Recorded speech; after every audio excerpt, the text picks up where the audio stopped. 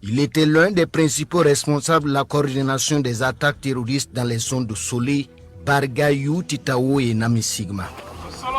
Nous allons vous conduire dans les coulisses d'une fin de cavale retentissante avec les acteurs au premier plan qui racontent l'exploit.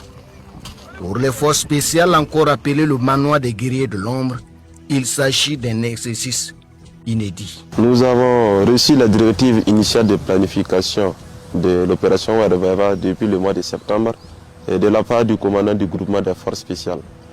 Et depuis là, nous nous sommes attelés à la préparation de la dite mission. Sur le renseignement précis, la planification est faite, les unités sont déployées. Nous sommes en début novembre 2025. Dans la directive initiale de planification, on a reçu pour mission de démanteler toutes les bases terroristes qui sont entre Ouéguia, Tiou, Koumri, Ban. C'est la traque du leader terroriste et ses hommes qui s'engagent. L'opération a consisté à une frappe chirurgicale de certaines bases terroristes sur des renseignements très précis et ensuite une reconnaissance offensive des unités opérationnelles dans la zone. Le 12e régiment d'infanterie commando, le 14e BIR, le bataillon d'artillerie de campagne et d'intervention rapide battent la cadence. Le commando Gambo des forces spéciales tient la tête. Dans la matinée du 13, aux environs de 10h30, nous avons pu localiser avec exactitude la présence du chef terroriste Tal Bourama dans la localité de Sim. Alors nous avons planifié et lancé l'assaut. Il avait fait des aménagements pour essayer de se barricader, de défendre sa zone, notamment avec l'utilisation des drones de surveillance, des drones kamikazes. Et il avait piégé pas mal de voies d'accès à sa position. Il y a eu d'intenses combats. Il y a eu des échanges, des combats intenses.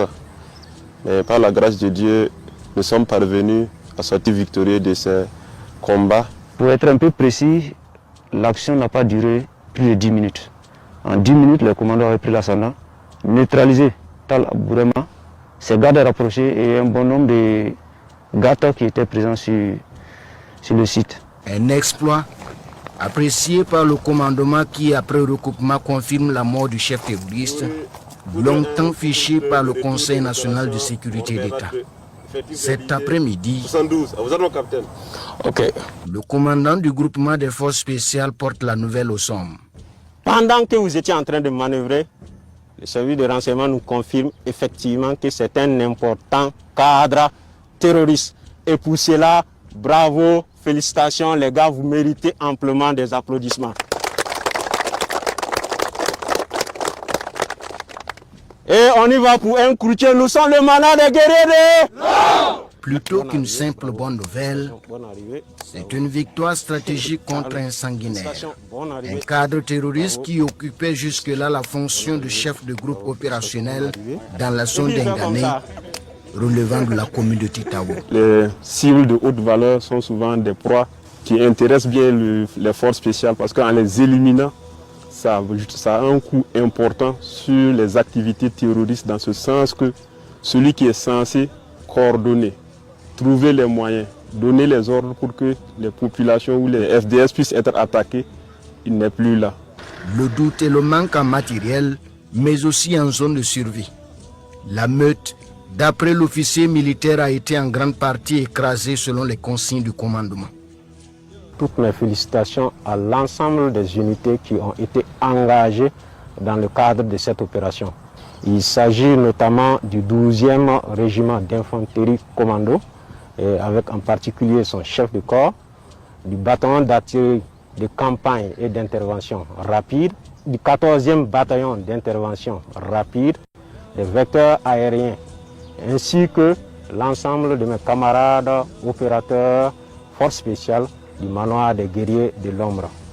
Des unités qui, selon le capitaine Jack, ont fait preuve de courage, de détermination et de professionnalisme. À l'ensemble de toutes ces populations qui, à travers leur résilience, nous envoient une source d'inspiration.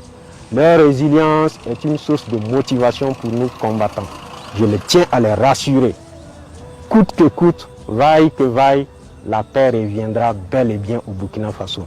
Du reste, rien de grand ne s'obtient dans la facilité, martèle le commando et patron des forces spéciales, pour qui il vaut mieux mourir dans l'honneur et la dignité plutôt que de vivre lamentablement dans un déshonneur humiliant. Et c'est bien le sentiment qui renforce la conviction et le dynamisme de tous les commandos engagés dans la reconquête du territoire national.